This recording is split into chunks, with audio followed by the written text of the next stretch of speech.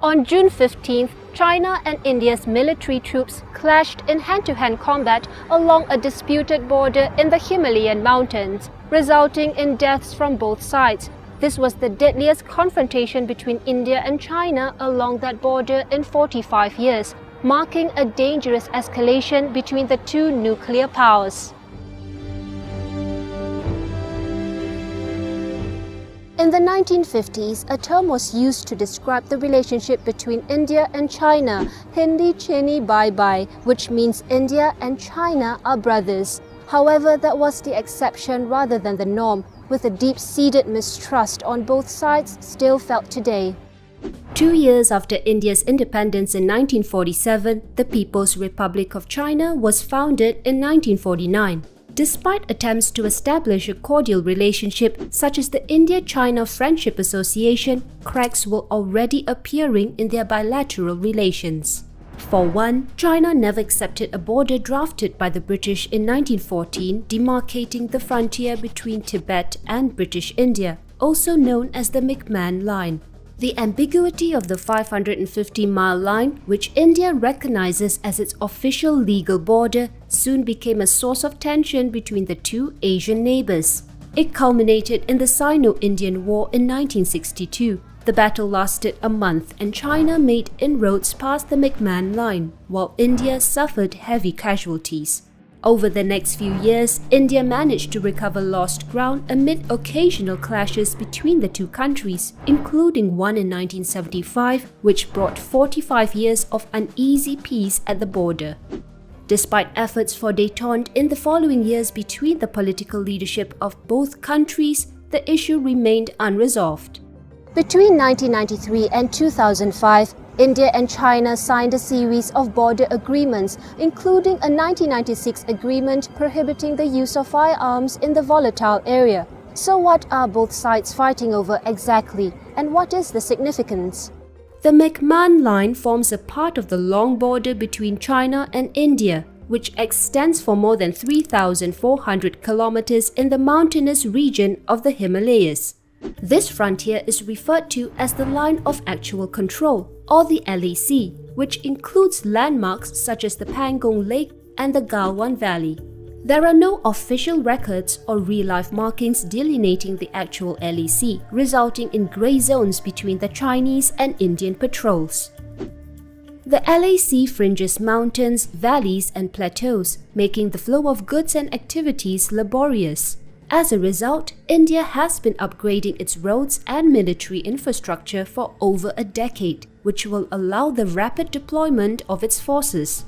Galwan River, where the latest fatal confrontation occurred, has a vantage point of a road being built by India, which makes it a strategic and significant location. China has also been building its own infrastructure and military outposts along the LAC, including a highway connecting China's sensitive regions of Xinjiang and Tibet. The country also has more infrastructure projects west of the LAC, which connects China to Pakistan as part of its Belt and Road Initiative, adding to India's wariness. But the tension between India and China goes beyond their land borders, and given their economic might, this will have broader implications for the region and the rest of the world too.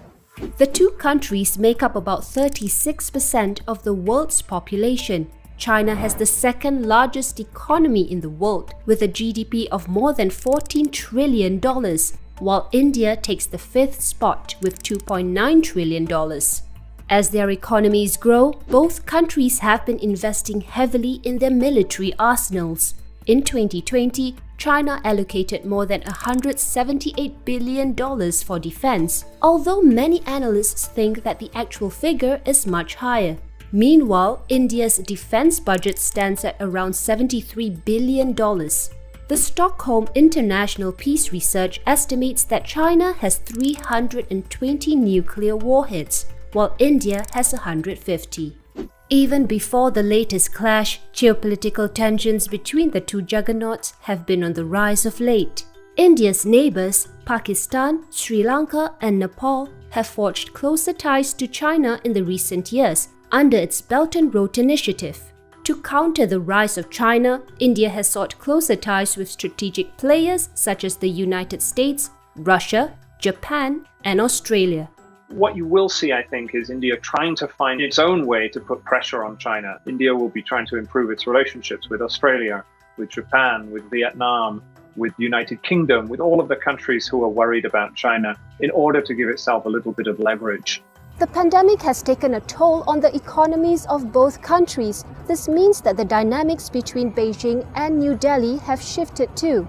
As companies evaluate their supply chains in the wake of the pandemic and the trade war between the US and China, India has been positioning itself to lure more foreign investment. In recent years, Prime Minister Modi's office has pushed for India to be self-reliant and has imposed curbs on Chinese imports and investment. The latest clash has also led to a boycott of Chinese companies in India, including a ban of nearly 60 Chinese apps such as TikTok and WeChat, while Chinese firms Huawei and ZTE may be excluded from the rollout of India's 5G network. Indian startups, which have been courting Chinese funding in recent years, are also finding themselves in a quandary. Indian food delivery unicorn Zomato raised $150 million from China's Alibaba Group in January 2020, while its competitor Swiggy is backed by Tencent and Meituan Dianping. You're talking about a world in which China is going to have curtailed economic relations with the world's leading superpower, the United States, and the world's most important emerging market, that is India. So I think you're going to have a very different economic picture as the US-India relationship coheres around this problem. And every corporate officer and institutional investor needs to be prepared for a world in which you have a confrontation against China by two of the most important democracies in the world. While it is unlikely that the border clash will lead to a full-blown military conflict between India and China, the saber-rattling hasn't ceased. The confrontation may just widen their geopolitical rivalry on other fronts, in an increasingly divisive world.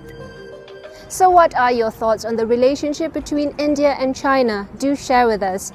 Thanks for watching and do subscribe if you've enjoyed our content. And in the meantime, stay safe.